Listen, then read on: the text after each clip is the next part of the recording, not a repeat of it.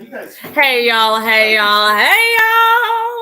Today is Thursday. It's just Thursday. No big deal. It is FRI-YAY Eve, so that's kind of exciting. That means that this week is almost over. I hope you've had an exciting. One. It's always exciting around Texas. You never know what the hell's happening in the background. You just get to see my reactions. If you missed yesterday's show, you truly missed a real treat. We had a first here on Texas Fully Loaded. We had the very first ever trans fat nationals finalist for the pulled pork competition, and it was a real scream. So if you didn't get a chance to see it yesterday, make sure that you go back and you watch the replay, whether it's on YouTube, whether it's here on Facebook or Twitter, because absolutely aghast. You guys, you have no idea. No, one day, it's National French Fry Day, Simon. Hold on a minute. Wait, we can, that's what I'm screaming. Hold on, National French Fry Day. Now we got to change things. Okay, that's a little bit better. We have some freedom fries up there in the corner. That feels better. Thank you, Simon. You always keep us on task here, Simon. That's why we love you the most. Miss Patty texted me first thing this morning. I'm going to rat you out, Miss Patty. And she said, there's no way that you can top yesterday's show. And I don't think that she's wrong. I think there are zero things that I could ever in a million years come up with that will top our beauty queens. If we can say those words out loud, I don't even know what we can call those.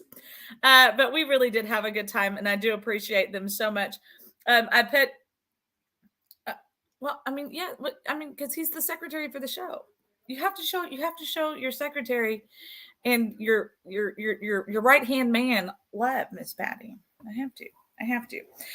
Tomorrow. Let me tell you. So, oh my gosh, there was more laughter than I can even possibly begin to tell you yesterday after the show. Like, it turned into an absolute, you thought we were hysterical on the show. Afterwards, it was just, it's National Dr. Parker Day. What? I don't have anything to change for that one. Sorry, Dr. Parker, but we love you anyway.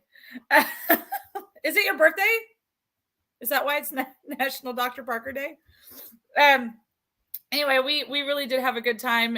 We were excited to be able to have some fun laughs about just the nonsense that we have to keep reporting on. Do you remember once upon a time in our country, not so very long ago, we could laugh about anything and everything and it was okay, and you didn't whip the word. Yeah, somebody might be like, oh, come on, man, that was messed up. And yes, that might be messed up or something, but you could still laugh. Like, and then you just pick on something else or somebody else. Like, it was funny, it was fun. People used to love it. They still love it. Here on Texas Fully Loaded, though, we believe in biology.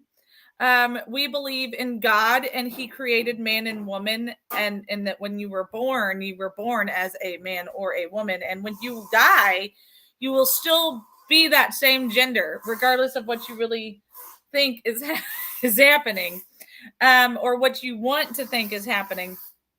However, yesterday, I guess it was yesterday, I have the best times in the background here, guys. Yesterday, hold on, where is it? CNN apologized to poor Dylan Mulvaney, because, well, let me let you guys see this. Are you ready?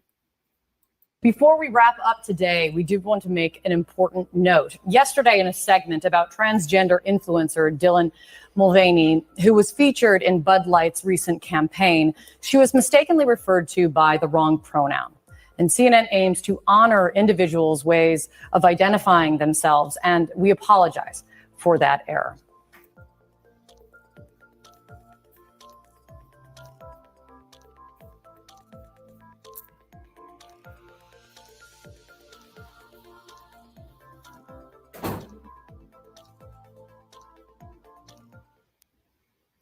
Well, he's a man, so I don't understand what there is to apologize for.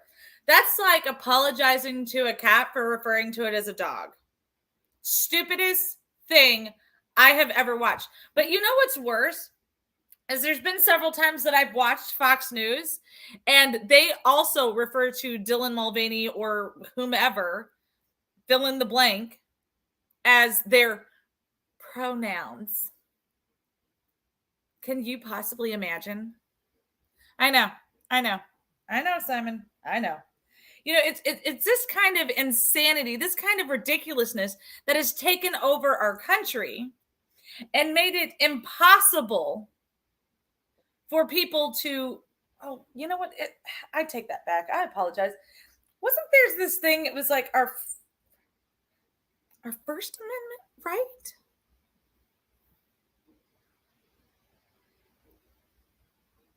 We have a First Amendment right. We're allowed to say whatever the hell we want to say.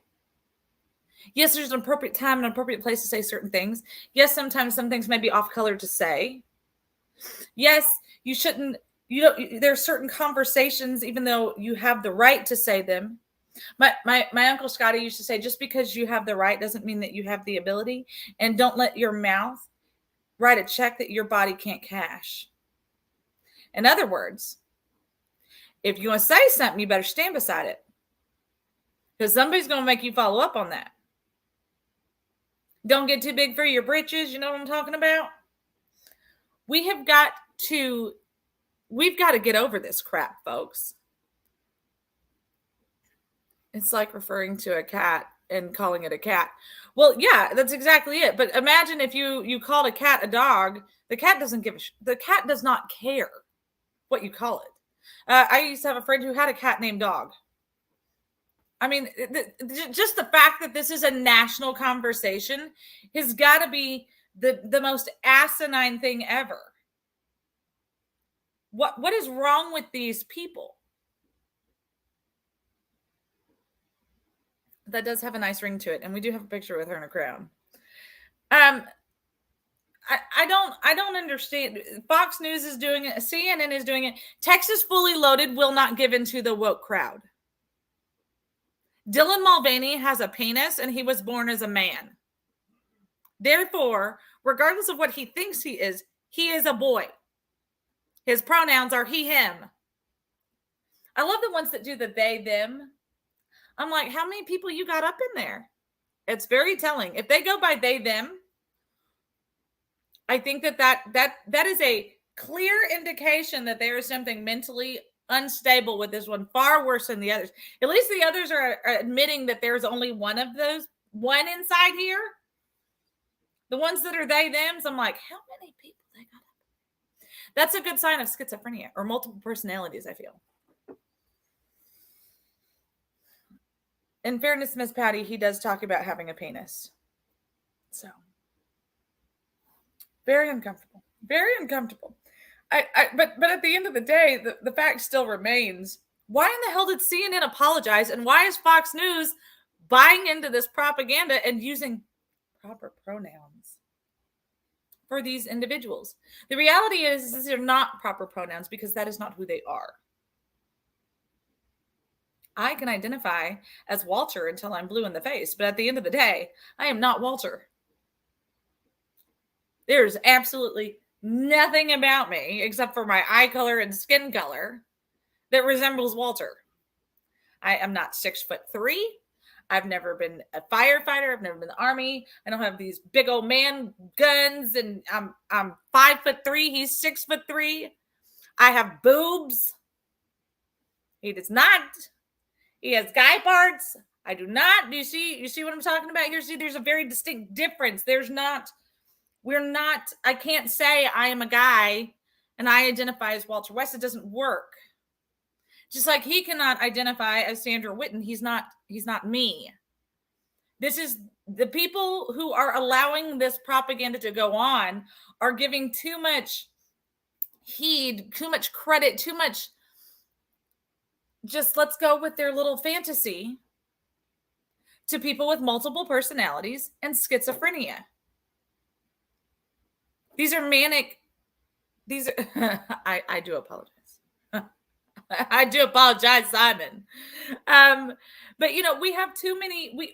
When are we going to help these people instead of enable these people? That's like somebody who I know that you have a drinking problem. You have said, Sandra, I have a drinking problem. I need a drink. I need a drink. I need a drink. I can't focus without a drink. I need a drink in my hand right now. Like, Sandra, I need a drink right now. I need a drink. I need a drink. I need a drink. So I either enable your immediate impulse, or I care about you long term and be like, wait a second, this is going to hurt you. I need you to focus in. I need you to be here with me. I know that this is what you think you need, but I need you to trust that this is not going to be what you really need. Because I care about you, and I don't want to see you lose your home. I don't want to see you lose your family. I don't want to see you lose your job. I don't want to see you in a gutter because you're more fixated on getting that drink than you are to be a person, to be who I know you are. See, when we start having those caring conversations with these people, because caring is not enabling. Caring is saying, hold on, I need you to stop a minute. Hold on, we need to talk about this. Better yet, let's pray about this for a minute. Okay, let's put a pin in it. Let's put a pin in it. I've got some girlfriends who are dealing with this inside of their own homes. And it never was an issue until COVID happened. And one for sure has definitely had sexual trauma happen to them. I don't know about the other. They've told their mothers that they don't want to be called by their birth names. They want to be called by these random nicknames that are, gender neutral. I do have a couple of girlfriends. Don't tell anybody, Miss Penny. But these women that I know, these young girls that I watched grow up, because they've taken different paths in their family lives, or they've taken different paths in their wherever they're at. And they come from loving, caring homes. They're well provided for. But because of all of this BS that is in schools, because of all of this BS that's on their damn phones, now they feel like they can just go ahead and go with that flow. And because these moms, they're stuck between a rock and a hard place. They're like, I don't know what I should do. And they are fighting back to them. They're like, hey, you know what? I pooped you out and I pay for all your stuff. So I'm buying you girl clothes and, whatever. So they are doing, the right things. But I see the frustration and the fear and the anxiety that the parents are going through now, because this is the new temper tantrum. Prove them wrong. This is the new temper tantrum. This is the new, I'm not getting my way, so I'm gonna buck the system. This isn't sneaking out of the house to go drinking with your friends on a Friday night after your parents fell asleep. This isn't stealing your parents' cigarettes. Like, that's how we rebelled 20 years ago, 30 years ago, 40 years ago. Now we rebel by saying, I am a different gender, and if you don't address me as such, you hate me. Are you kidding me? I'd slap the shit out of one of my kids. I'm telling you, they will have a handprint like they ain't never had before in their life. I know that my situation is different than my friend's situation, and I know that somebody else's situation is different from their situation. Everybody has a different situation. But if we are not parenting, and parenting is not pretty.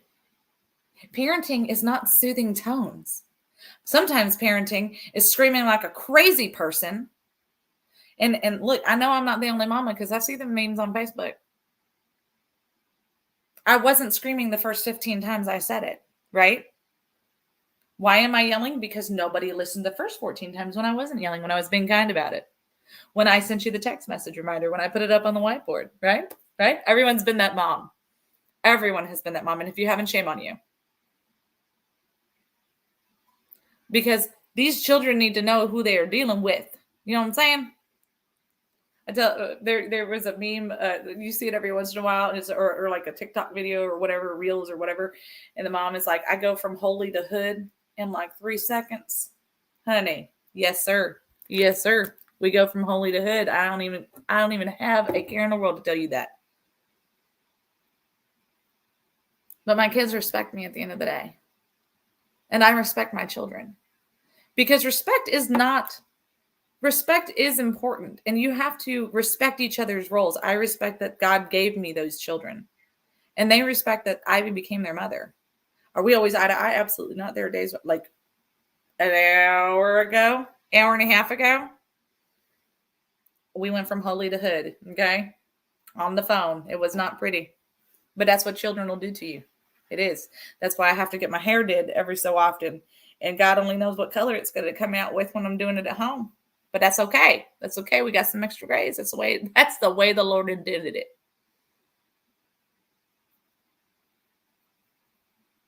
The reason that grandchildren are a bigger blessing is because you don't have to go from holy to hood. You just go from holy to, hey, come get your babies. It's been a great weekend. That's why grandchildren are a blessing. Well, Miss Patty, you didn't have texting abilities with your children, in fairness. With mental illness, or I'm sorry, with mental health awareness these days, yet transgender is the only mental illness that liberals don't want to call a mental illness. And that's because they are still putting if we address mental illness, transgenderism as mental illness, then we have to give credibility to the fact that they're crazy, number one, which they're not, right? Because every crazy person says they're not crazy. Except I've got a couple of friends that be like, no, I'm crazy. I got to take medicine. Like, I'm okay with that. It's a real thing. Because it's identifying that you have a problem, that you have a need, that you have something that you have to have fixed, that there's a hormone or an imbalance somewhere. And the problem is that we in the church, we got away from, because we never acknowledged that these were real issues. Everybody would just say, oh, they're just, they're not right with Jesus, and that's why they're going through this problem. Because they don't want to identify the problems that they're facing on their own. So the church put a stigma on mental illness. We as a society put a stigma on mental illness until recently, like you're saying. You're absolutely correct. But we still don't want to give any credibility to schizophrenia. We still don't want to give any credibility to multiple personalities. Like, we want to talk about happy mental illnesses, right? Like, oh my gosh, I'm so happy when I pretend to be a dude. Like, that just makes me feel good. I feel good. So that's all that matters. It's the do it makes you feel good. And as long as you're creating those endorphins, you don't have to deal with anything else, right? Because you just feel good. It doesn't matter. It's just as unhealthy as drug addiction. It's just as unhealthy as an alcohol dependency addiction, a nicotine addiction. This is an addiction. This is an endorphin-induced situation where they could manipulate a situation. I smoked from the time I was 8 until 3 years ago because that was a way that I could manipulate a situation. That was a way that I felt like I could take false control of a situation. I felt like I could escape from something for a few minutes. I felt like it was giving me that little quick buzz that I needed to be able to figure it out and get through this. It gave me a second to be like, okay, now moving forward. I could walk away from the kids for a few minutes. I could be on the phone. I could do what I needed to do. That was my escape. And if you talk to a smoker, that is exactly what they will tell you. It is their escape. The dependency is the escape. There's a meme that says, have you ever seen a drug addict not have money for their next hit? No, of course you do. Same thing with cigarettes. Same thing with alcohol. If it's a dependency, you will always have the money for it. Let me tell you what, when I added up how much I spent a month on cigarettes, when I decided to quit, I was like, man, if I save this money, I'm going to be rich. And then when I quit smoking, I found out, no, I was just neglecting other things that needed to get taken care of more than my quick fix. It's the same thing with this transgenderism. Let me find one more hit. Let me find one more addiction. Let me find one more crave. Oh, I can be controversial if I dress like this. Oh, I can say whatever I want and there's no personal ramifications because my name is Little Miss Buttercup Fluffy Pants that sparkles.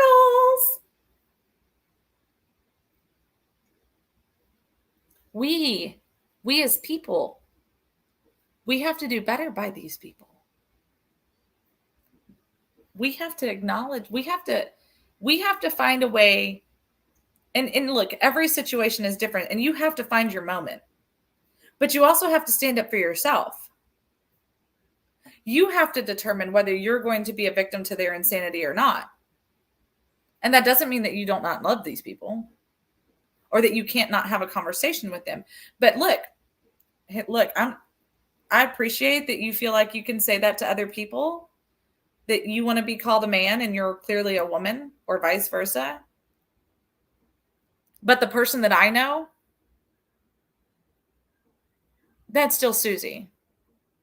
And Susie's still a girl. That's who I know. So if we're going to have this conversation, and I love you, like we can sit here and laugh and carry on and do whatever else like we've always done. Like we're good. But I'm not going to call you Bob and pretend like you have a fake penis. Like I'm not doing that game with you. Right? Like that's something, and you have to put that in your term with these people.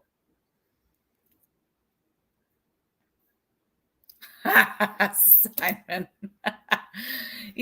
But these are the conversations that we're afraid to have. These are the we feel like in order to draw a line in the sand with these people, we have to hate them. And that's not the case at all. Like Christ never called us to hate them, but he was honest with them. He's like, look, I mean, we could sit here and have this conversation, but at the end of the day, you and I both know what's what. Jesus said, paraphrasing naturally. I mean, I'm not going to debate this with you. You and I both know what's going on in your situation. So now that we're here, we can have a real conversation. Those are the types of things that people need to hear. Not, oh my gosh, I am so sorry. I did not edify you properly by giving into your propaganda of calling yourself a woman when you're a man. So heartbroken. Hashtag heartbroken. No, that's fake. It's phony and it's a lie. He is a man. He is a confused man who wears dresses and pretends like he's a 13-year-old little girl. Oh, better yet, since he pretends like he's a 13-year-old little girl, why the frick is Bud Light using him to market when he's not 21 in his mind? He's 13. How about we have that real life part of the conversation? Literally just thought about that right this second. Why aren't we having that conversation? This man thinks he's a 13-year-old girl. Best a 16-year-old girl. Why is he promoting alcohol? I feel like we should do like a class action lawsuit against Dylan Mulvaney and Bud Light for promoting childhood drinking. Any lawyers in the house want to take on that fun challenge? Think about that for a second. What if we flip the script on them? Who gives a crap? If he wants to pretend he's a girl, let him do it. Let's go after Bud Light. They wanted to acknowledge the fact that he pretends that he's a girl. Good for them. But wait a minute. Now they're promoting teenage drinking. Because he doesn't even say of womanhood. He says of girlhood.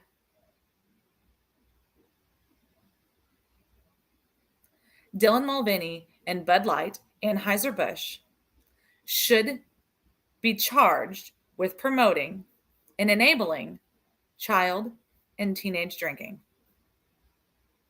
Period. I don't know what the legalese on it is, but somebody out there does. Don't forget the little people. Texas Fully Loaded would really love to be a part of that. Just saying.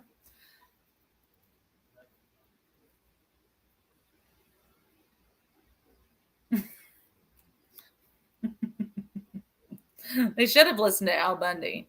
Pretty women make us buy beer. Ugly women make us drink beer. That's something.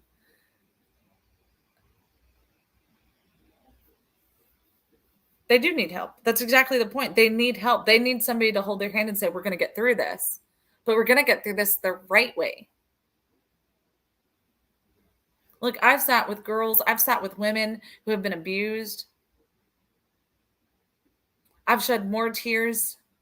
I've shared my story privately with full details more times than you should have to relive.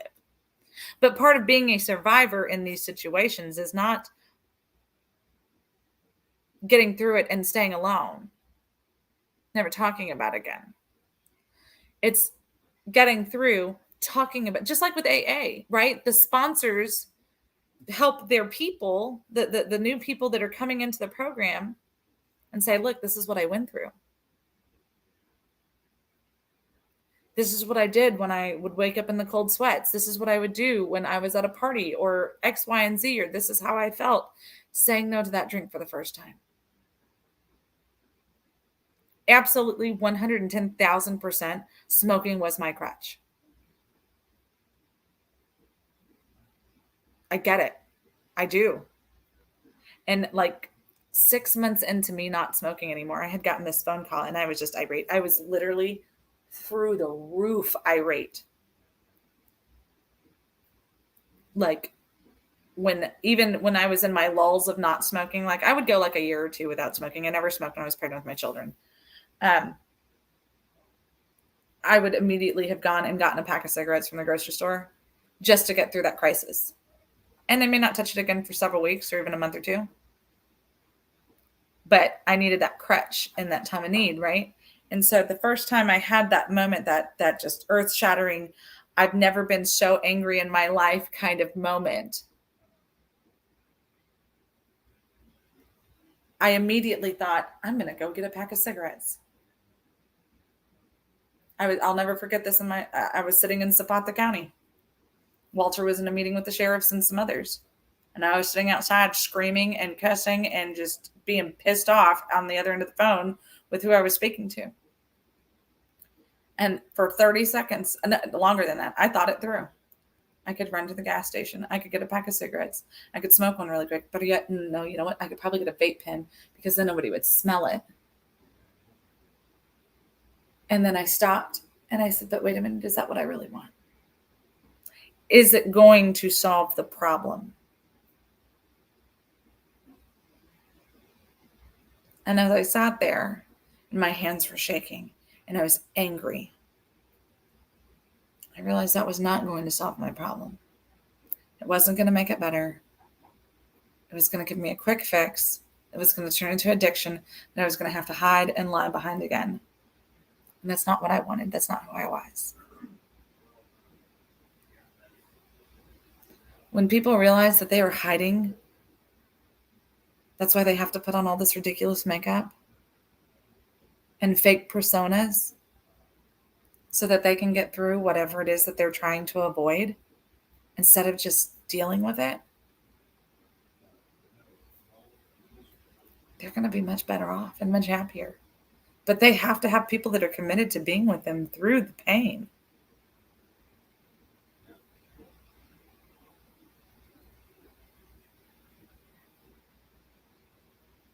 We can't just slam the door on their faces, but we can't continue to just give in to their nonsense. No, Dylan, you're not a 13, 14, 15, 16-year-old little girl. Dylan, you're a man. And I'm sorry for whatever you went through. I don't know if somebody made fun of you. They thought you were too skinny for a guy. I don't know. But somebody didn't love you the right way. Somebody hurt you. And there are people that are willing to stand beside you to fix this issue. And you know what? It may not be your mom or your dad or a brother or a sister or whomever is close to you right this second. It might be somebody from the outside who really just wants to help you be the best version of you, which is Dylan Mulvaney, a man who has conquered whatever he's fearing. whatever his nightmare is.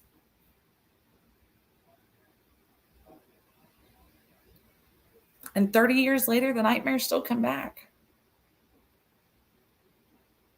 30 years later, when you're holding your only daughter, the paranoia and the hyperventilation comes back.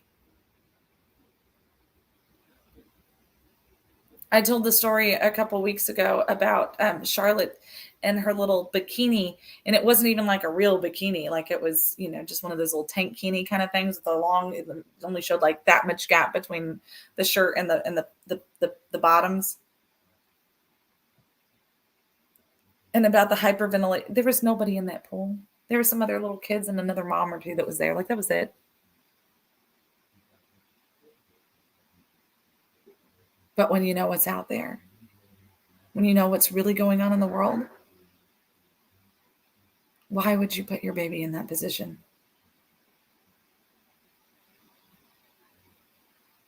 And you know what? She played and she had fun, and I made sure that she had no idea that I was hyperventilating the whole time. Not one time did she say, "Mommy, is everything okay?" Why? Because we were laughing and playing and carrying on.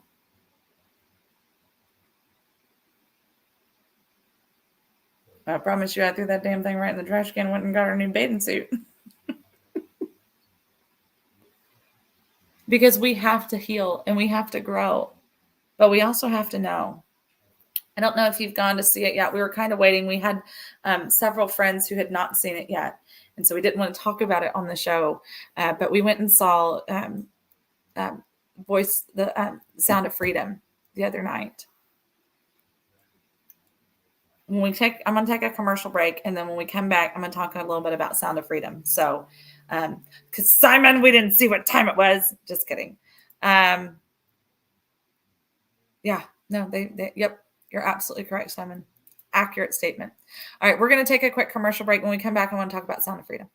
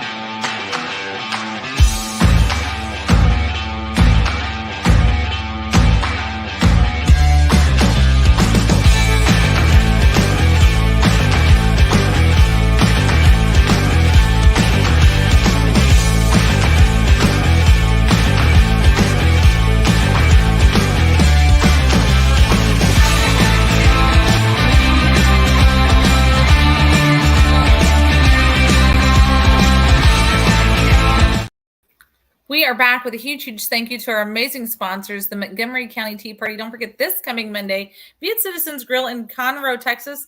The meeting starts at 6:30. Make sure that you get there early so that you can get yourself something yummy to eat. Maybe hug a few necks, meet some new friends, share a couple laughs. It'll be a good time. It'll be a good time. So make sure that you're there. Don't be square. Also, a huge thank you and a welcome home to the Vietnam Veterans of America.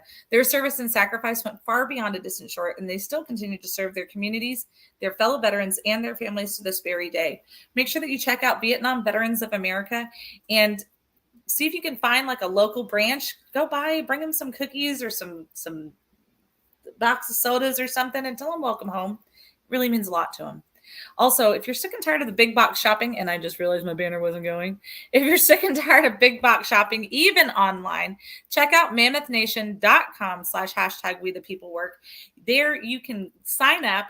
It's $25 if you do it that way. If not, it's $29. So save yourself $4. And on top of saving yourself $4, you are also supporting Texas Fully Loaded. So make sure that you do that. You're going to get exclusive discounts and even some exclusive items by signing up as a Mammoth Nation customer. So make sure you go to mammothnation.com/#WeThePeopleWork and support American and veteran-owned businesses, because why are we still supporting our enemies? Why are we supporting China? It's stupid. Don't be dumb. Trust me. I know what I'm talking about. And then look, you guys need to go to texasfullyloaded.com. I'm so excited. You guys know that I was working on our website this last weekend. And I was making sure that, because everyone's always like, Sandra, how can we find things? Like, you talk about stuff on the show and then we can never find it. So I wanted to make it more accessible for you. I know, better late than never. I was like, for our 1 year anniversary, I'm going to make you have to stop working for it so much. Just go to texasfullyloaded.com. Of course, click on the #WeThePeopleWork right here on this home screen right here. Boom, right here. Bam, wham, blam. I was like, for our 1 year anniversary. And then you can also come right here. You can visit our sponsors. You can go to our Texas Fully Loaded shop so that you can get some merchandise. You can get Texas Fully Loaded coffee cups, t-shirts. More is going to be coming, but I can't put more up there if you guys aren't buying it. So chop. Get on there and shop. And then you can click on the Mammoth Nation link right there, and it'll take you exactly where you need to go to sign up and learn more about who Mammoth Nation is, some of our other sponsors, and who we support. Of course, don't forget about Supermoms Activated. I have a whole chapter written about my story, but there's 11 other amazing moms who have their stories being told in that book as well. So make sure that you check it out. I don't think you're going to regret it. And then, of course, for our J6ers, we have some of their links up here. Of course, the fundraiser that General and Helena have started to make sure that they have commissary money and their for food and for communications and stuff. So make sure that you guys are a part of that. Go to texasfullyloaded.com and make all of your wildest dreams come true. New logo, don't be dumb. Yes. We could I feel like that should just be a bumper sticker. Don't be dumb. Marketing gold, Simon. Okay, so rewind. Right before we went to the commercial break, I was talking about we went and saw the movie Sound of Freedom this week. Several of our friends were going on like Tuesday and Wednesday and stuff. So we were being patient. I know a lot of people had already gone and seen it. So I wanted to give you my kind of review of it. It was really, really well done. It was, my first critique was not because of the movie. It was because parents are dumb. And there were people in the theater with children. Now, I'm not talking like 13, 14-year-olds. Absolutely, a 13, 14-year-old should see this movie. A 6-year-old, however, not so much. I don't feel like that was appropriate. It wasn't because there was a lot of crudeness in there. It wasn't because there was tons of cussing and boobs showing all over. No, it wasn't any of that. It's about situationally knowing what's going on. And children absorb this stuff. I don't know that I've ever talked about it on the show, but I have talked about it before. A lot of people don't know this, but I actually had to go to counseling when I was young because my mother decided that the Corrie ten Boom books, like The Hiding Place and stuff like that, was a great thing for us to read, which they are fantastic books, and I do encourage them, but not at bedtime and not when you're under 8 or 9 or whatever I was. I don't remember how old I was. But anyway, I had a lot of really had some issues after reading those books, lots of nightmares. And so I can't if I watch Schindler's List or something like that, like I have to be really cautious, but I can't go to the Holocaust museums because, it just, I hyperventilate. It's not like just thinking about it, like my hands get clammy, like as they're doing right now. Like it's just, I know what my limit is. I know the suffering that these people went through by reading this book as a child and, seeing movies and things like that. And it's not something that I can physically do. But I encourage other people, especially people who don't know what they actually went through, to go to these places. So with that being said, those are something that can affect a child immediately and later on in life. And having the realization that you can be kidnapped at any moment. Too much. I thought it was just very inappropriate for 6-year-olds to be in that film with us. That being said, the movie was absolutely fantastic. I encourage you to go and see it. I've seen people say that they've gone and seen it 2 or 3 times. I mean, it was a good movie, but let's not get carried away. It's already broken box office records. And honestly, that I was thinking about it. I said that's the first time I've been in a movie theater since I started running for office. I really think since COVID. So that was kind of exciting. But there really hasn't been anything I've wanted to see anyway. So it's not like I've lost any sleep over that either. The movie itself, it really does kind of depict what is happening, how these kids get kidnapped. One way that these kids get kidnapped. We like to assume that these children are, their parents are just giving them up. We like to assume that these parents don't care about these kids after they leave. And that's not necessarily the case. And so I really appreciated that it took it in a different direction in this. I don't want to give the whole movie away, but they portrayed it in such a way that it's something that we could all fall victim to. And I think that if we're paying attention as parents, we shouldn't, but because we also believe people, like it's easy. It happens so easily. I did have some very stressful moments in the movie because of my abuse, even though I wasn't trafficked. But some of the situations I could relate to. And so there was a couple times where I was just like, I mean, I had the ring from the cup holder that's, in the arms of the chairs, that was kind of embedded into my hand for a little bit. So there was a couple of high tense moments for me, but overall it wasn't a high tense movie. There was definitely, I shed plenty of tears in it, but it was very well done. I was very, very happy to see that the movie was put out in the way that it was. And I really, truly encourage you to get people to go and see that movie.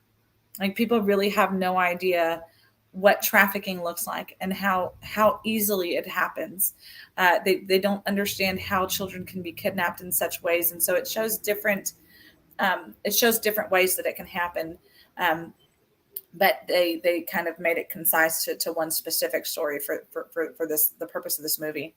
And one of the things at the very end of the movie, and it's something, if you watch any of the interviews that Jim Caviezel has done, he talks about how the most important part of a story is the storyteller. It's the person who tells the story, and that's how it can have meaning and take legs. And they said, we want people to carry forth this message. One of the numbers that they put out, this movie should have been released almost 5 years ago. So some of the numbers inside of the movie, I think, were a little bit old. I think that they were very low. They talked about 2 million children a year. I think that number is way higher. And it definitely was for us, because we've been in this, I don't even like to say it this way, but we've been in this environment. We know the numbers a little bit better. We know what the trafficking looks like and the aftermath and all that kind of stuff. Walter specifically has been involved in the good guy side of human trafficking for several years. And so knowing what that face looks like, we felt like in some instances it could have been way deeper than it was. But in other instances, I feel like not many people would have been able to go and see it had they really put all of the details in there. But I think it gave just enough details and just enough feet that it will impact somebody. So if you've been afraid to go and see it because you're afraid it's going to be too graphic, you rest assured it's safe to see. You could easily sit there with your teenagers and watch it.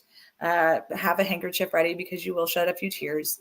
But it's an important conversation movie, and I think that you need to go and see it. And if you can't afford to go and see it, I think it's angelfilms.com or something like that. You can look it up on Google or whatever you search on. So that they have a way so that people have been donating movie tickets so that people can go and see this movie. So if you cannot afford to go and see this movie, but you want to see it, if you know somebody who should see it, there's a lot of people in this country that deny human trafficking is happening. And it has to stop. And it goes into what we talk about on this show all the time is that America is the number one consumer of human trafficking. We are the number one consumer of the sex trade. Here, Walter and I call it, we take it a step further, we call it the rape and slave trade. Like you got to see it. I can't say enough good things about it. Please make sure that you do. I think it's going to give so many people a different perspective on this battle that we're fighting. It doesn't go, the media is trying to spin that's this big QAnon thing and all this other stuff. There's no traces of that in there. There was no traces of politics in there. Elected officials were not mentioned one time in this movie that at the top of my head that I can think of. It did kind of lay face a little bit to the bureaucrats because, of course, Tim Ballard ended up having to quit his job in order to pursue the human trafficking side of this in Colombia specifically for this movie. But it even goes into talk about, the sex clubs in Thailand and things like that. And, kind of the setup for those kinds of things. But it's specific. And the bad guys in the movie, they're, aside from the cartel members, they're white American men.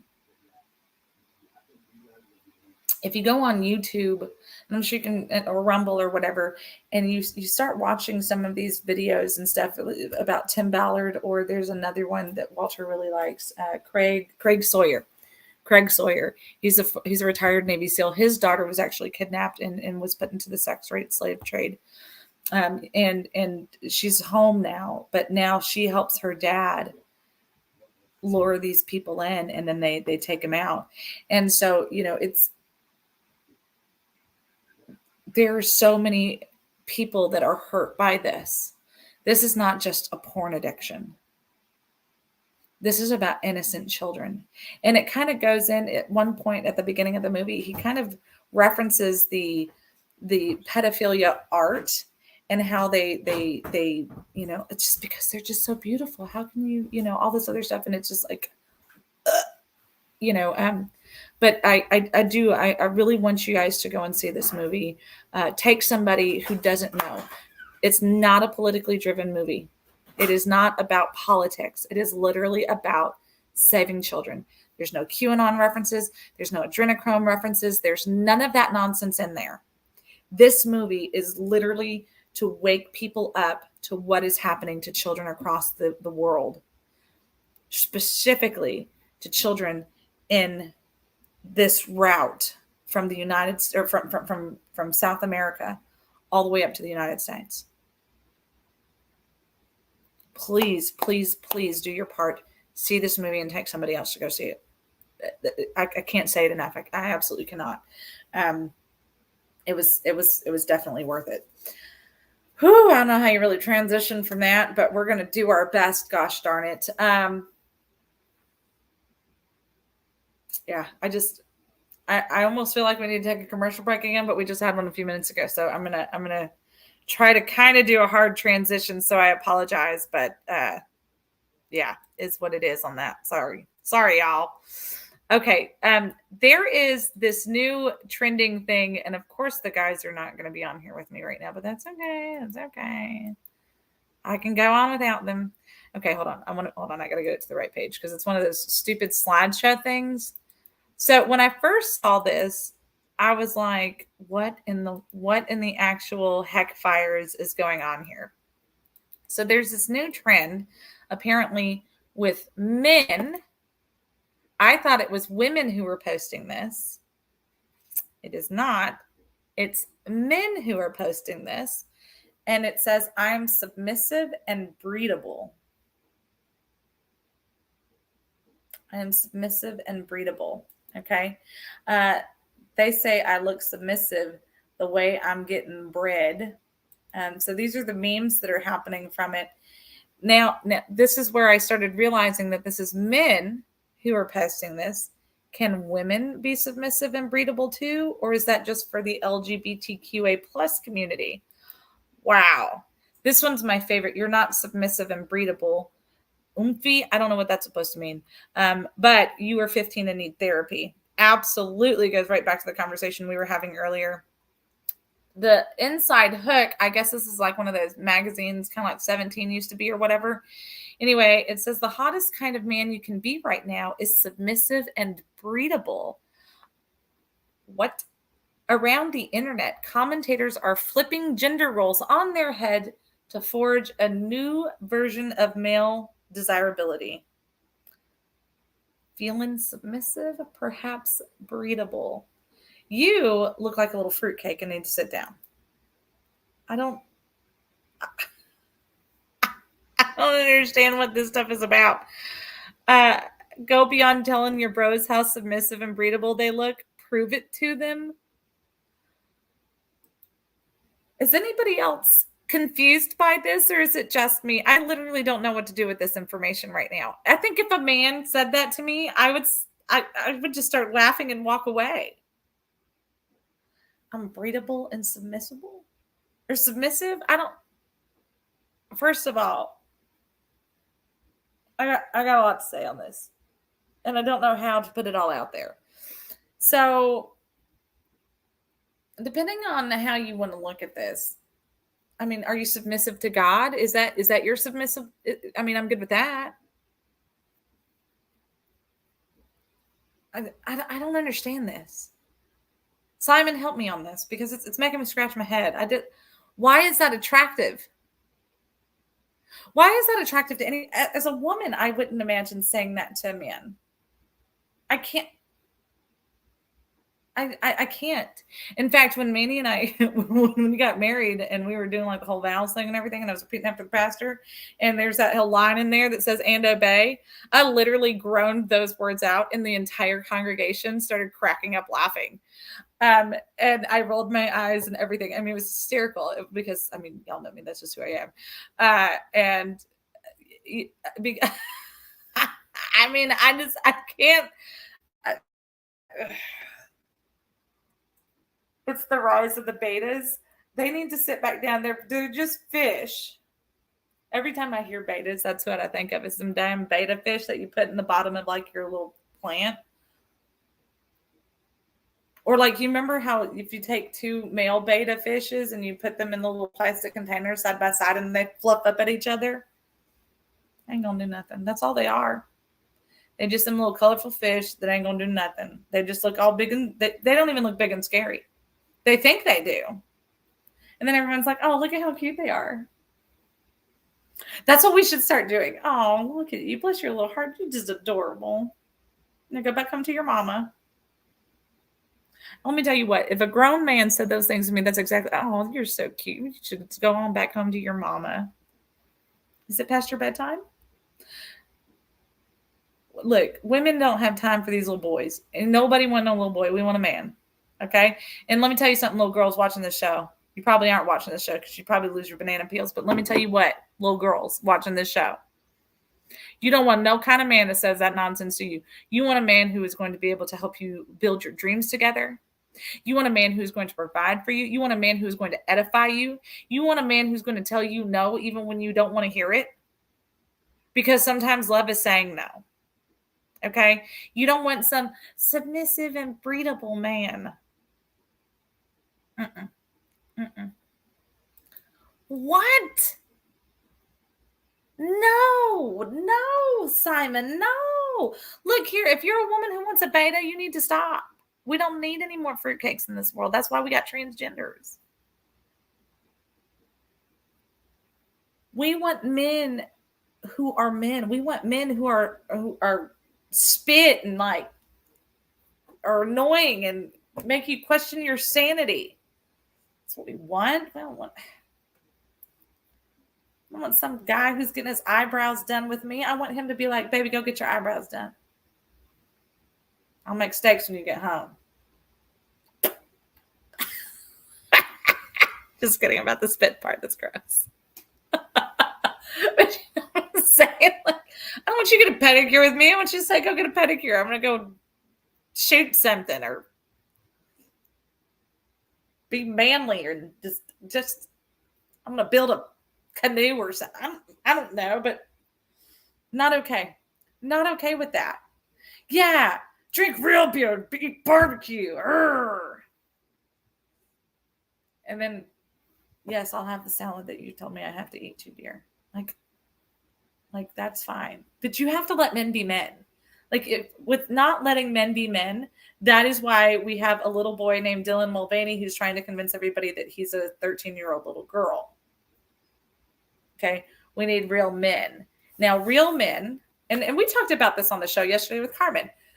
Real men do have, they do show love and compassion. One of the things that we've spoken about before is that a true man will show love and compassion to those whom he loves, them who he adores. But it's our job, women, to make sure that we are that woman that they love and adore. Right? Like we can't just be ill contempt little wenches. Like we have to people forgot that a relationship is it's not 50-50. And some days it is 70-30. Some days you're given the 70 and some days you're given the 30. Some days you need your partner to be your partner. Some days it is 50-50. Some days you don't even have to try. It's just perfect. But as long as we continue this insanity, what?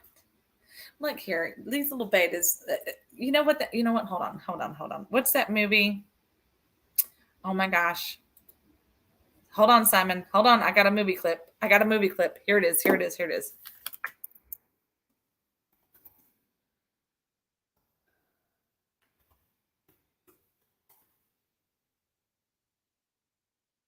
Yep, that's that.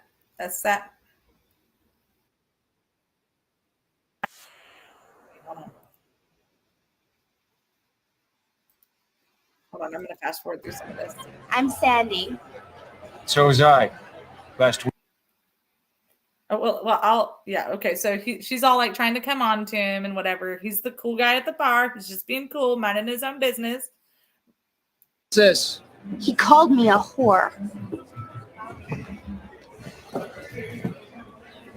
Is that true?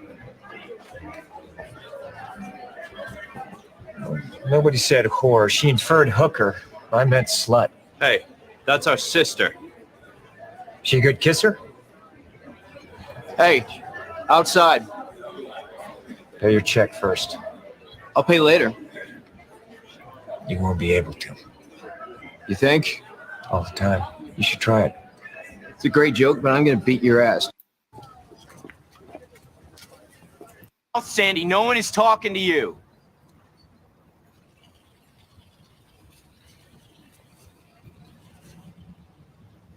It's your last chance to walk away. Are you kidding? It's 5 against 1. It's 3 against 1. How do you figure? Once I take out the leader, which is you, I'll have to contend with 1 or 2 enthusiastic wingmen. Last 2 guys, they always run. Are you done this before? It's okay. You're okay. Get up. Oh!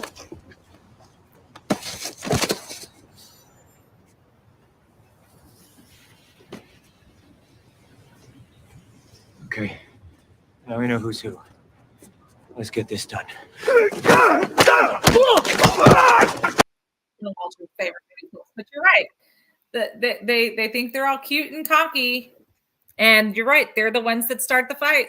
I totally, that clip would have never come into my mind on my own, but you triggered it, Simon. You triggered it.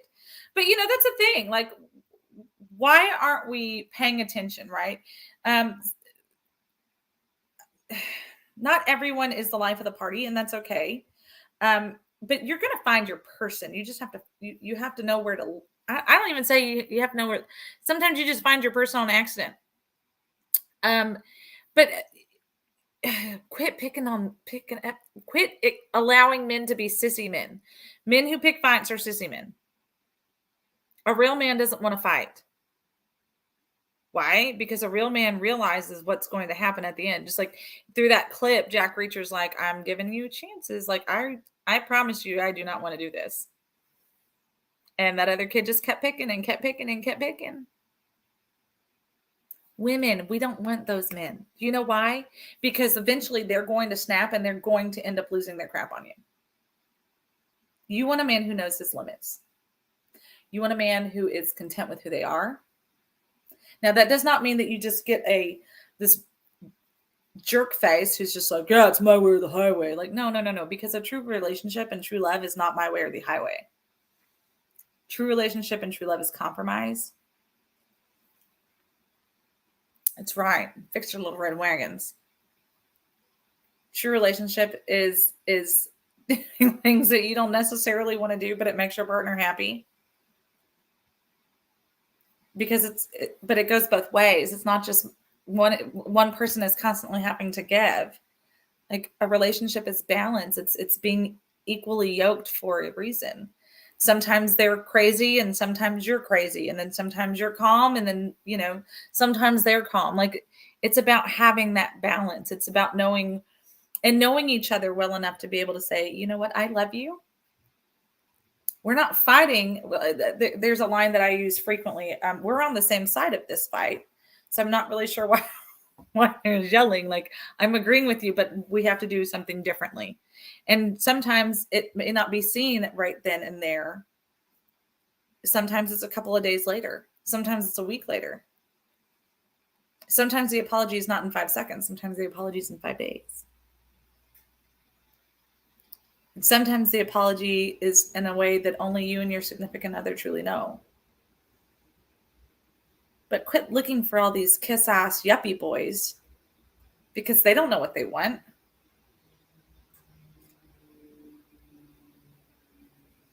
You do not want to go along to get along in terms of just being railroaded all the time. Like, you don't want a lapdog.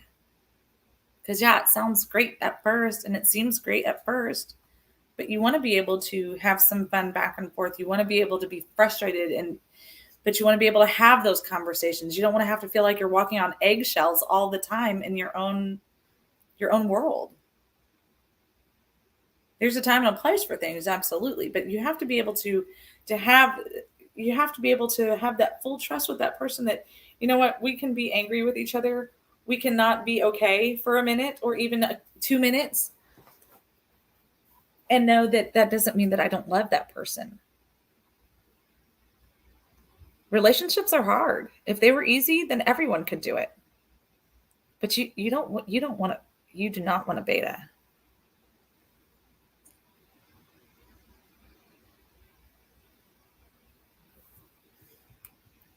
That's why I'm screaming. Some days it's 70-30, some days it's 60-40, but it's always 100%.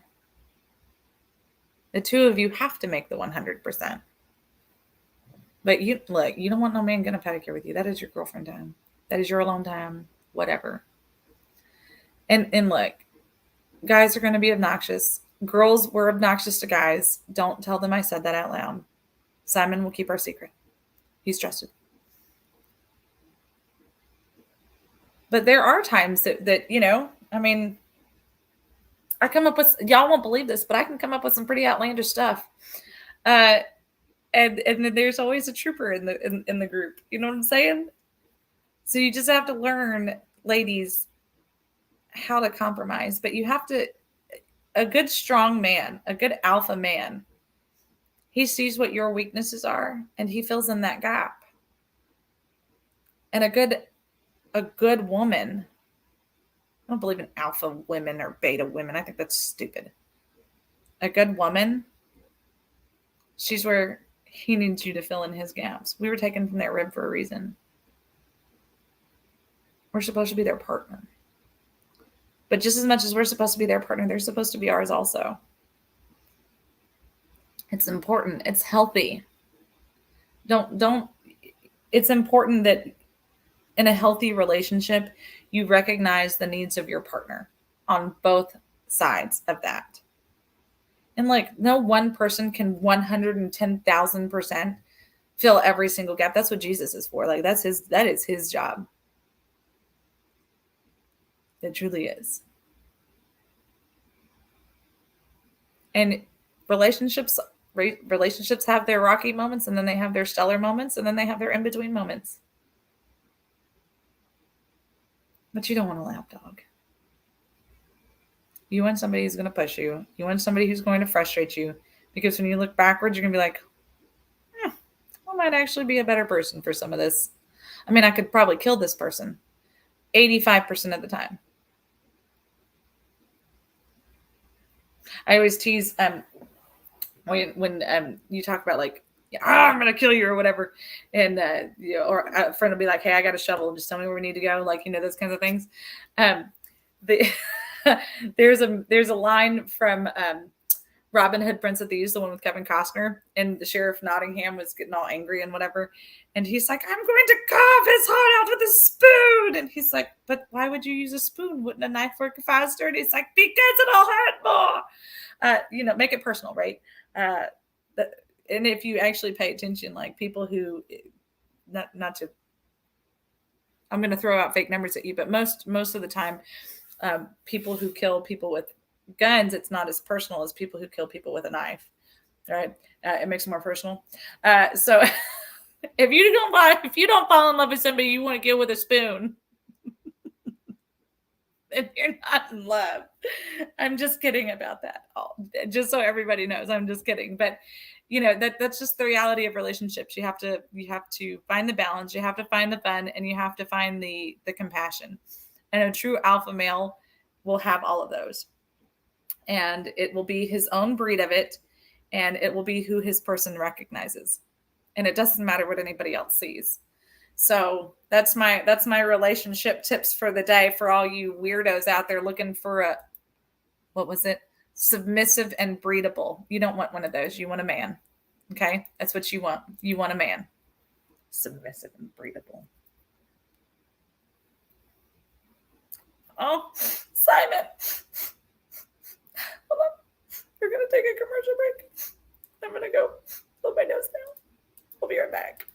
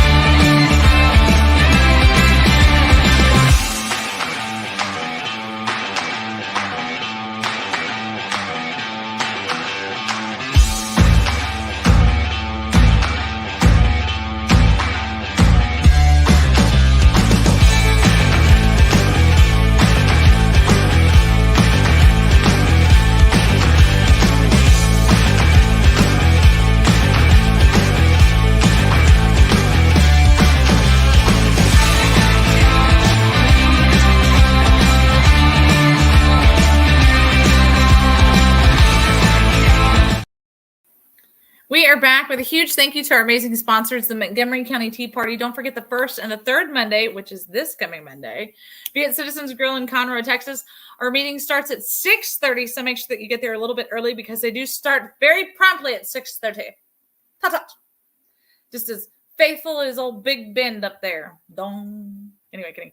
No, but we do start right at 6:30, so make sure that you do get there early so you can get something yummy to eat, hug some necks, ask some questions, see how you can get involved.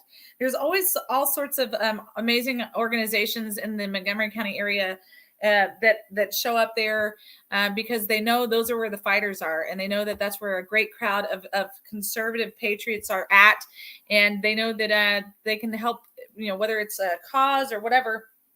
They are there to serve their community. So make sure that you get there. And then, of course, the Vietnam Veterans of America, their service and sacrifice went far beyond a distant shore. They still continue to serve for their fellow veterans, their community, and their families right here in the States. So make sure that you find them. They're usually associated with the VFWs. So go past one of those if you can't find a specific Vietnam Veterans of America organization. I do have their national website posted on our website under sponsors and friends. So make sure you check them out, find out how you can help, even if it's just bringing them a plate of cookies or maybe, going to one of their events or something along those lines. Make sure you tell them welcome home though. And then if you're sick and tired of the big box shopping, which I know you are, go to mammothnation.com/#WeThePeopleWork and sign up. If you do it through the #WeThePeopleWork, you save $4 for your annual fee. So it's only $25. So you're already your very first of many savings. Being a Mammoth Nation member, you get exclusive discounts, and you also have access to American and veteran only owned businesses. So this is huge. So be done with the stuff that ends up coming from China and get involved with mammothnation.com/#WeThePeopleWork, because if you do it that way, you're supporting Texas Fully Loaded. If you want to continue to help and support and show some love for Texas Fully Loaded, try out some of our merchandise. Go to TexasFullyLoaded.com. You can either click directly on the TFL shop, or you can find it right here on sponsors and friends. But we're going to go right here and we're going to share this tab so you guys can see all the amazing merchandise. There we go, that we have. And look, it's legit Texas Fully Loaded if it's 1836. So make sure you get on there. Rep your favorite brand, which is the Texas Fully Loaded way. Lots of fun colors. More t-shirts will come soon, and cups, but you have to start buying what we have. Okay, like, we're excited about this, and you're supporting a Texas veteran owned business. My dad. So it's got to be good. It's like Smuckers. It's got to be good. All right. Now I did put on here. There was a few things that I wanted to talk about. Hold the phone, everybody. So hold on a minute. They finally were getting the buoys deployed into the river. The balls have touched the water now. There is quite a bit of controversy, as we talked about here on Texas Fully Loaded already, because of this lawsuit that's happening. But they are finally getting put into the river. I had a notification sent to me letting me know that it was happening. So it's exciting regardless. But now when I drive through, yeah. See, here's some. Here it is. I knew it. I was like, hold on, where did it go? Because I see things on my watch, and then I read it there, and then I can't find it, and it frustrates me. Okay, here we are. No more frustrations. Here we are.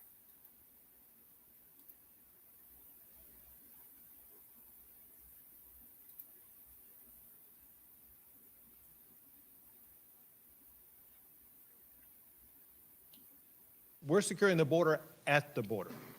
What these buoys will allow us to do is to prevent people from even getting to the border. Like, can you swim under those? Yes, you can or you can't. There's also webbing that'll go down and anchor us to the bottom.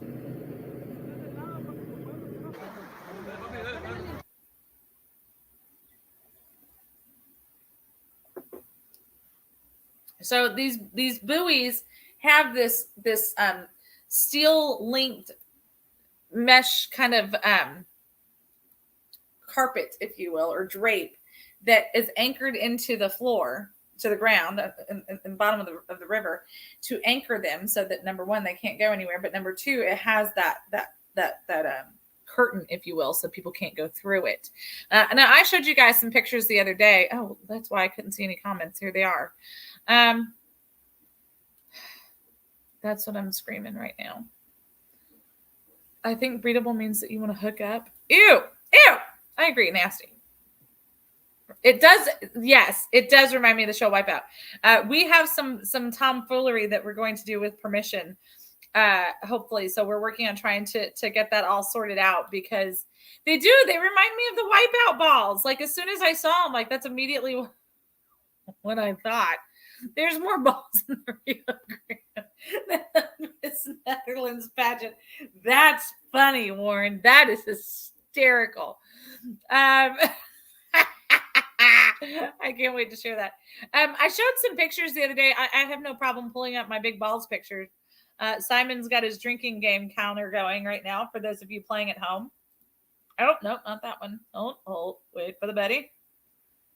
Wait for it. Wait. Oh, here it is. My big balls picture.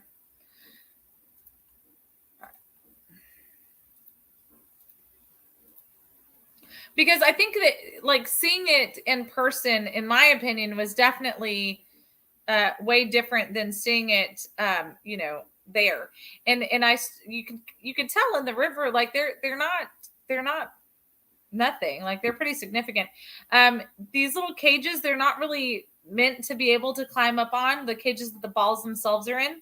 As you can see, there's some pretty significant height to them. They're 4 foot in diameter.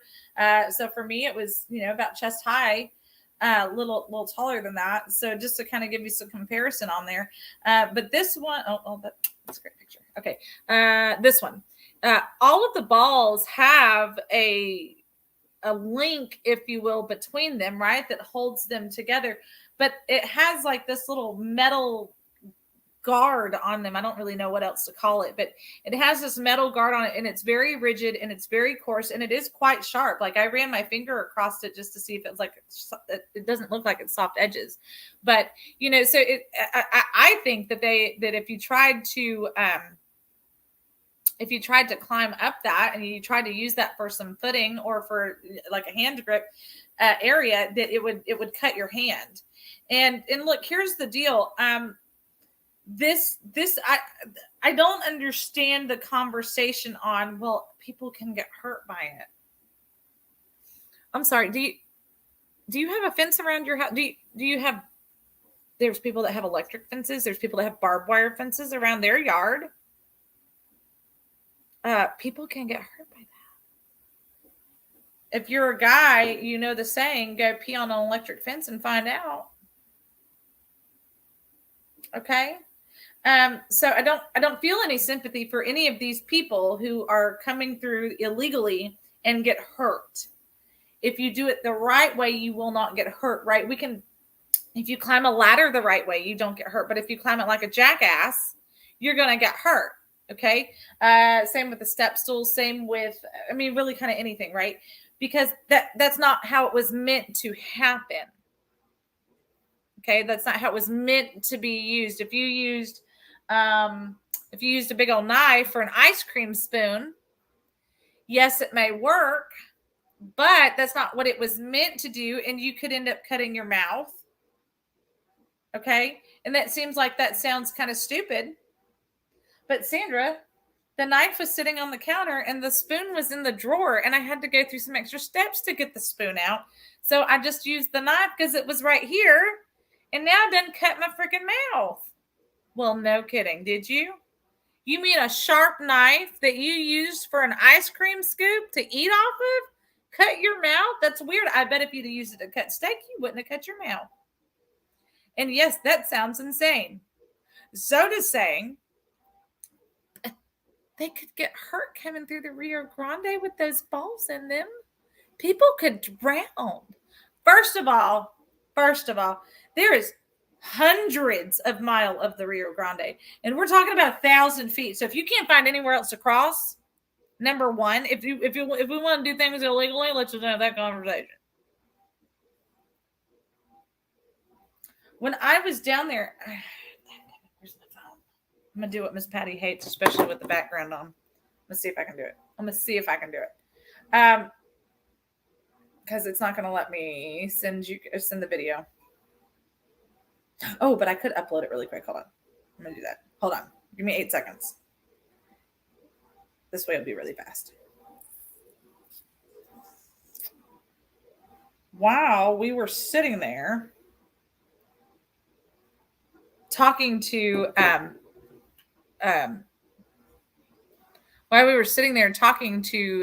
the Florida Game and Wildlife people that were there, they were standing there and we're talking, and all of a sudden we look over and these people were freaking coming up the river. He swam right across while we're all sitting there middle of the day, had his shoes in the bag, and was just trying to come on up. He just wanted to come on up. Let's see if I can get this here. So I want you guys to see this video, because I think that people don't realize. Yeah, here it is. Like, this is what's happening on our southern border. These people don't care. And I waited a little bit. I shouldn't have, but I waited a little bit before I started recording, because I was in the middle of a conversation. I mean, I was watching, but I was in the middle of a conversation with our out of town support that's helping here in South Texas. Wildlife guys. These two guys, this guy was a little bit older. He looked like he was in his 50s or so. And this other cat in the yellow, he looked like he was maybe, 17, 18, 20, maybe at most. And the cat in yellow is who I saw first. I'm not really sure when the guy in the red and black came into the scene, but right over here to the left of the ramp is where he came walking up with his bag. I mean, his clothes were all wet and everything. And that's the same place. I was just half a football field is where they were staging for the buoys, and there was probably about 15 dudes with guns, and that's super conservative, because they were all, they were bringing the airboats back in, and they were doing their things. You're right, Simon. How stupid are people? That's why we put warnings on products, and even then, with the warnings still there, people still do it. Right? You're an insurance agent, Simon. On vehicles, it says, do not place children under the age of, I think it's 12 now, in the front seat because of an airbag. And do not place children in a car seat in a front seat because of the airbag. And yet we see where that happens all the time, where children are being put in the front seat of a vehicle. And then something happens. There's a car accident. There's a rollover. And then there's an injury or even death that happens to this child because the parents were neglectful in putting them in the front seat because, well, they wanted to sit in the front seat. Tough banana peels. The warning is there for a reason. And then they want to sue the manufacturer of the car or the airbag manufacturer, even though they're the ones that ignored the warning. We can go that a million different directions, right? There are all these warnings. There's a process. There's a way to do things. And when we don't do them and it doesn't work out the way that we wanted it to, why is that somebody else's fault?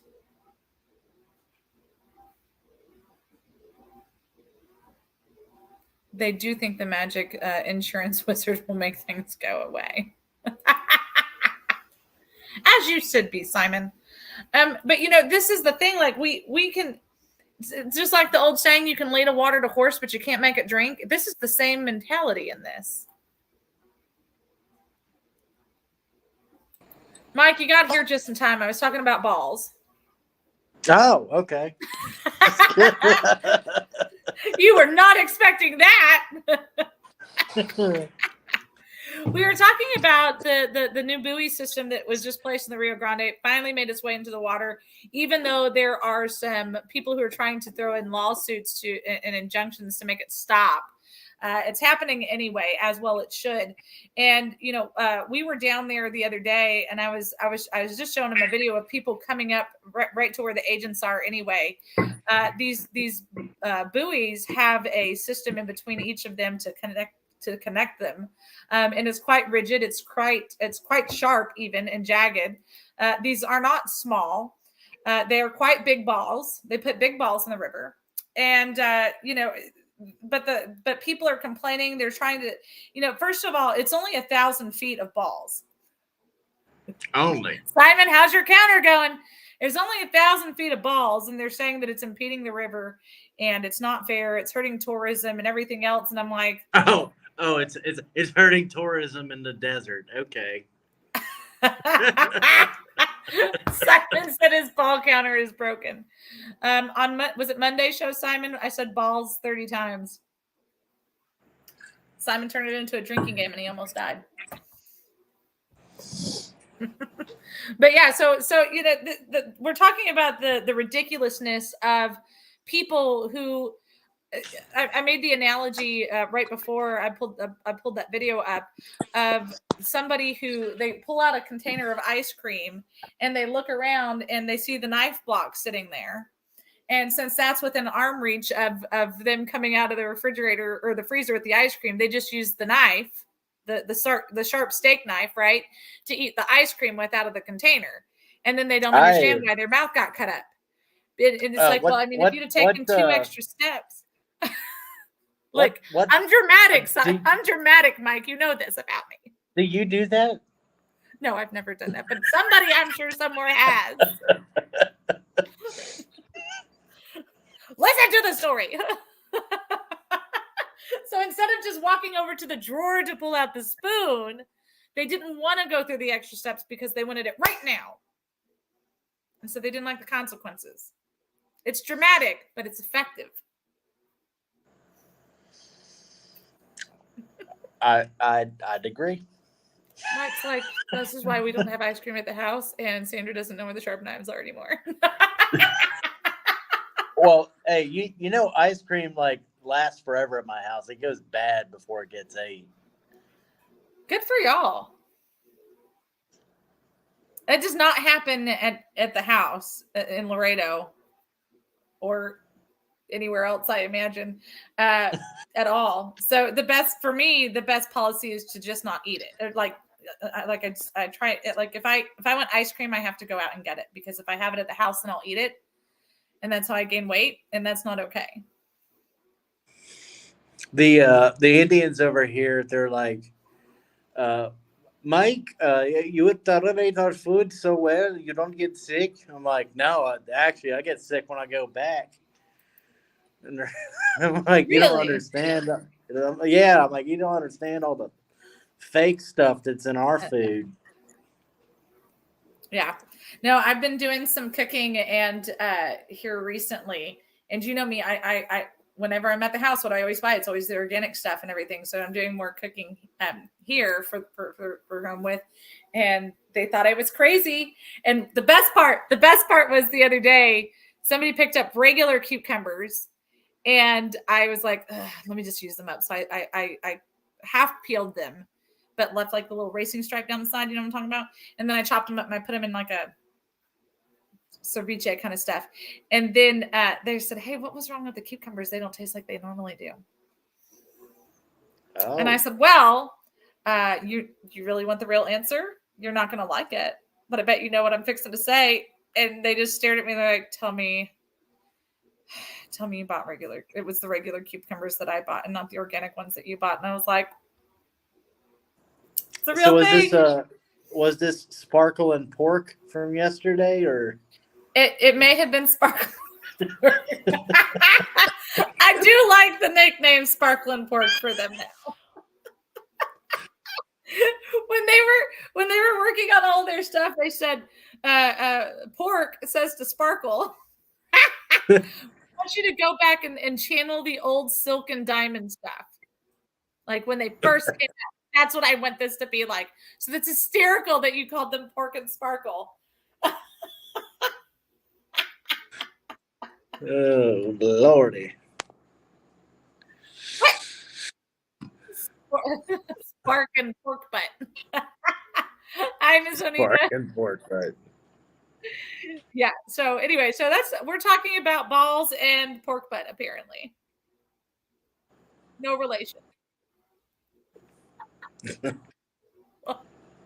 fully loaded. So how is it? You're coming home this weekend? Yep, I leave Sunday at like 12:55 a.m. local, and then land Sunday at like 2 something local. It's that weird when you fly from the U.S. to this side of the world, you lose like 2 days, and then flying back, you land the same day. It's the weirdest thing. Yeah, that is weird. Like you got to feel like you're like in a time vortex or something. Oh, it's terrible. Yeah. And then I leave Tuesday at 8 in the morning. Golly, yeah, he's definitely doing time travel. So I read this story. Hopefully it's still up on my phone. I read this story on the last commercial break, and I was screaming laughing, and I was kind of hoping that Walter would pop in to the show for this, but he's probably doing real work. So this happened. Robert F. Kennedy Jr. was hosting an event it was a press dinner, okay? And during the event, 2 people started fighting over climate change, okay? And then they started screaming at each other. Then they started cussing each other out. And then they started farting at each other. It gets better. It's called the gaseous exchange between 2 old men.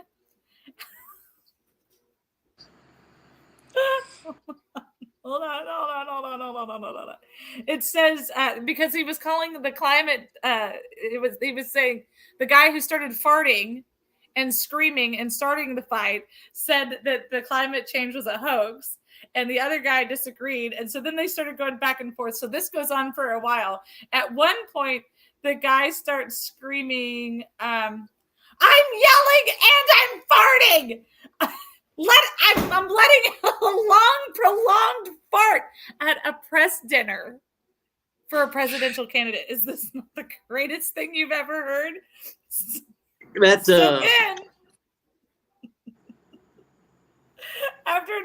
hold on.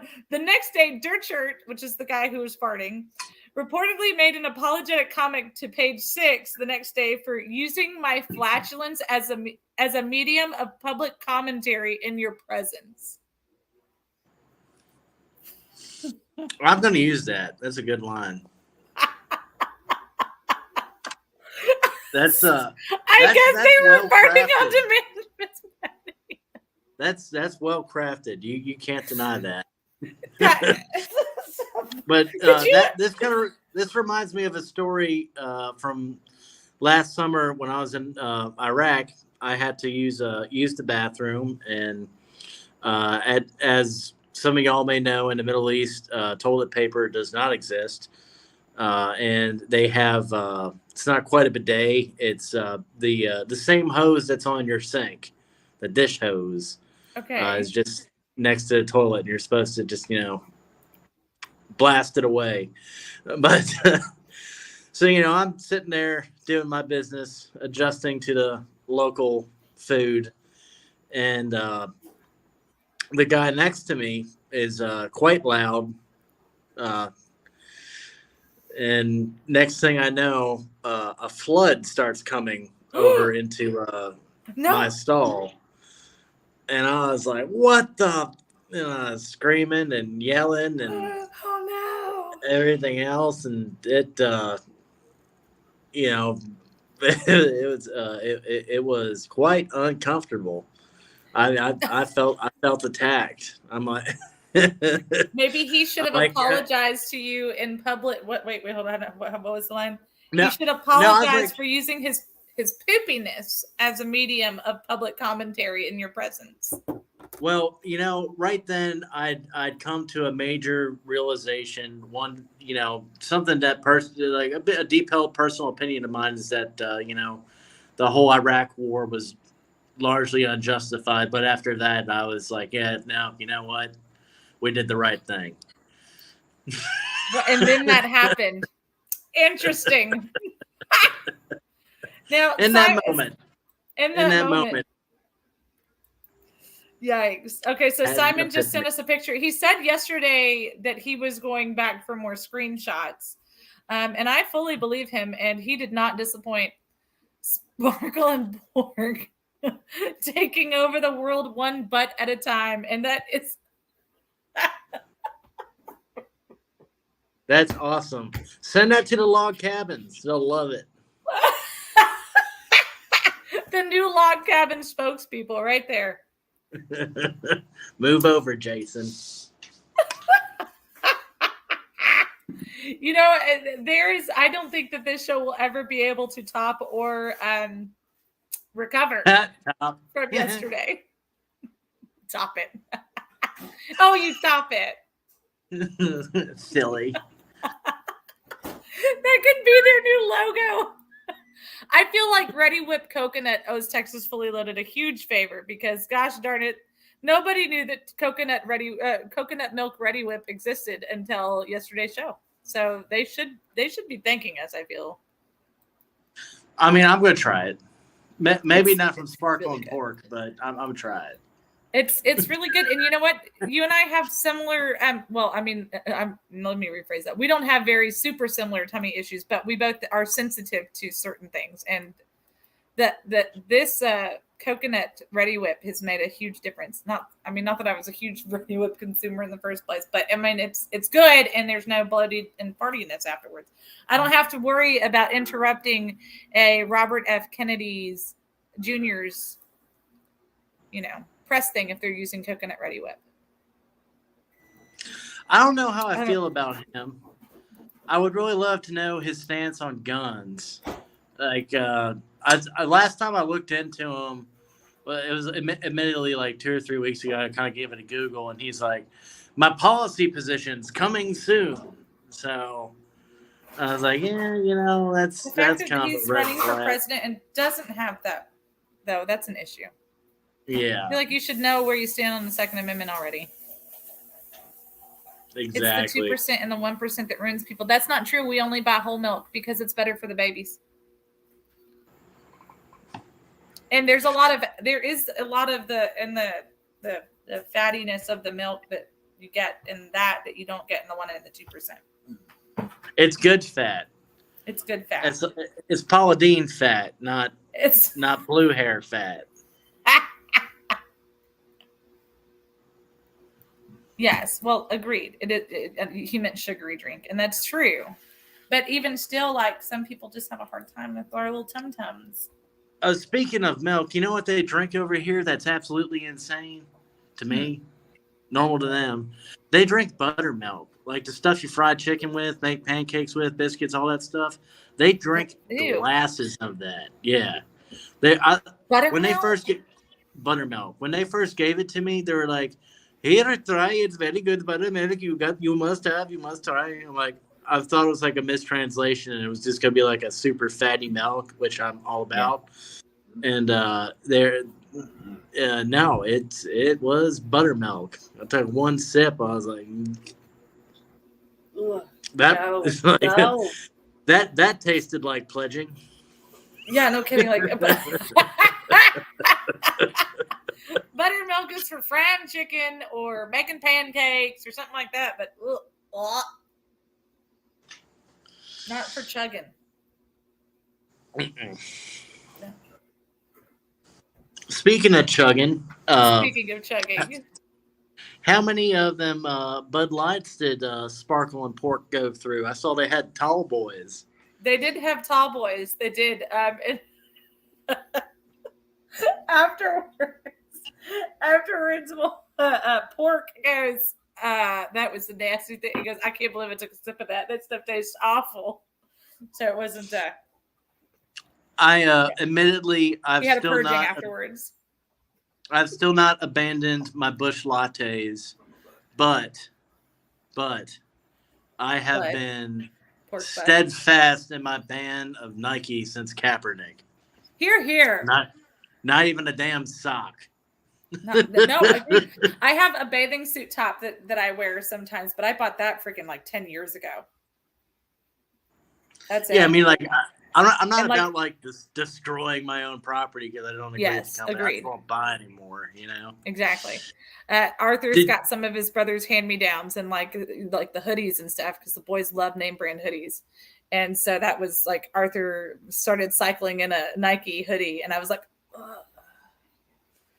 We didn't buy it. So every time he wears it, I'm like, just know we did not just buy this. This is a hand-me-down. Like, I don't usually do that, but on that one, I'm like, this was a hand-me-down. I saw a report today that Mike Lindell is massively scaling down because all the big box stores boycotting him and everything else has killed him. And like, that depresses me because I invested. That is the best pillow. If you want a pillow, you want someone that was a crackhead to design it because they've slept on a park bench or two. You know. Mike, that was the best sales pitch I've ever heard. I'm serious though. It is the best pillow I've ever had, and I have them in my guest rooms and stuff. I mean, you've used them; they're great, and I can't believe he's having to scale back. It's just it's funny if you pay attention. Like a lot of the big box stores that were carrying him at the beginning, like Bed Bath and Beyond and stuff, like they're going under. Well, they're going under because a damn candle's $30, but that also. If you have your coupon, it's 20% off. Yeah, but I could find teak and mahogany somewhere else. Heck yeah, I love Marshalls. Marshalls and TJ Maxx, baby. That's my crack. Marshalls, what? Just kidding. Fun fact: Hello? I drugged Mike into a. Oh no! Was it a Marshalls one day, Mike? No. I thought I was making a joke. Like, oh no, they the found Marshalls me. were there. No. I drugged you into a Marshalls a couple months ago, and you were like, "I can't believe I'm in here with you." And you're like, "Hey, look at this! Hey, look at that!" And I was like, "I told you, this is the place." It was. It was indeed the spot. Wait a minute. Wait. Did y'all see Costco gave Bud Light the Star of Death? Did they get rid of him? What? Hold on. Costco last round of Bud Light gives. Hold on. We're gonna read this together, y'all. Hold on, America. Costco is selling its last round of Bud Light and gives beer its fatal Death Star. The Bud Light boycott has seemingly reached a new milestone after Costco appeared to halt plans to restock the beer. The grocery center appeared to have given the beer its Death Star, which is an asterisk placed next to the price of the product. When the product receives this asterisk, it signifies that Costco will not restock an item once the item is sold out. Multiple photos of the chain's Death Star next to the price of Bud Light that Costco is selling has been posted online. Costco's apparent decision to not restock Bud Light comes after the beer experienced major backlash over its partnership with Dylan Mulvaney. Blah blah blah. Wow. See, that kind of reminds me of a conversation I had. I'm not going to name the person, but it was someone in the log cabin organization. But back when I was running for Congress, I was at a party and I just asked him. I was not a log cabin party. It was a normal party. It's a normal party. They just happen to be there.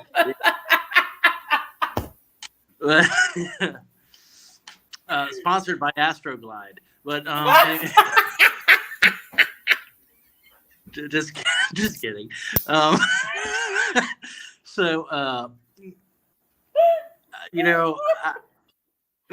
was asking him. I was like, why do you guys like support the tea?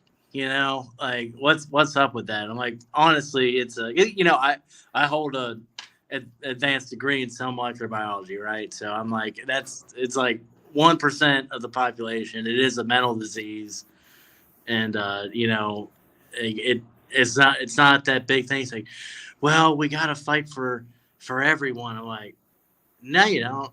I'm like, why don't you just fight for like the normal folk of y'all, the ones that aren't like, floating around and everything, like the people that are your neighbors that, if you're talking to them, you wouldn't know unless they told you, kind of a thing. Like that, I don't see why you're investing in that. And if you take a look at it, that organization suffered massively, as with every other one that's gotten behind the T.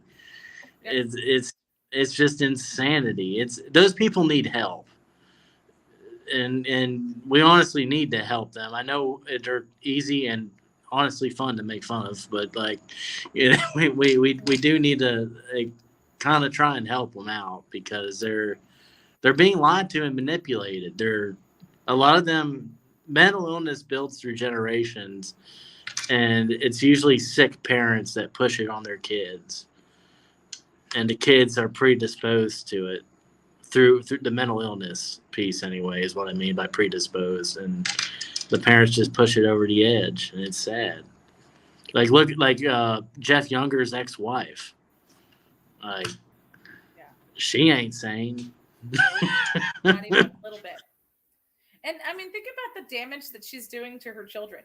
You are not good enough for me. I wanted a girl. I mean, that he doesn't hear that right this minute. He's going to hear it in 10 years. When he's an adult, he's going to stop one day and be like, why was I never enough for my mom?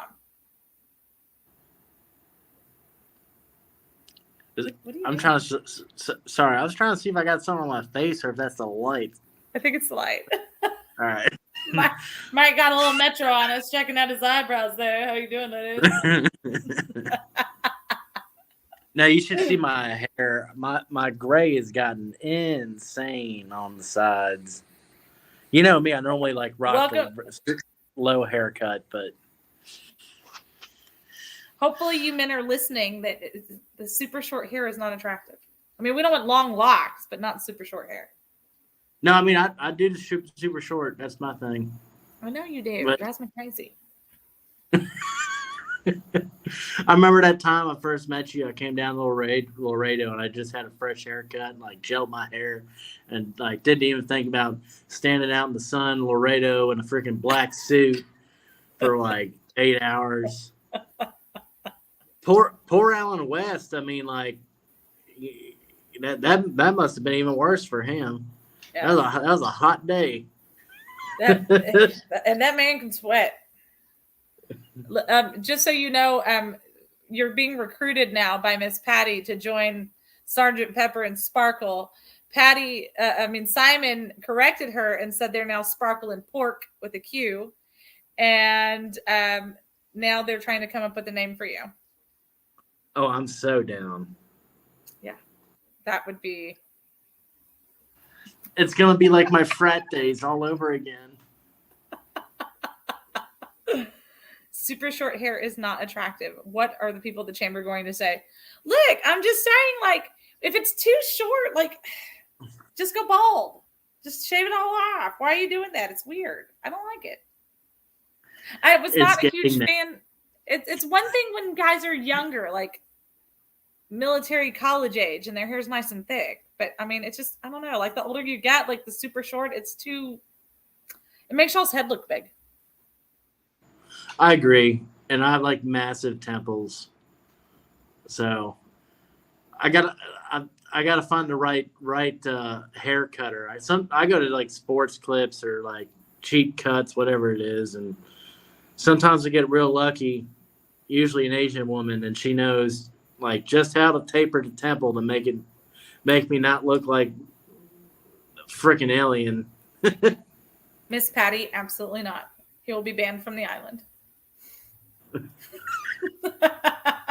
Hey, I baked my Oh gosh, head we're out of time. I just saw what time it was. All right, let me check really quick. Really quick.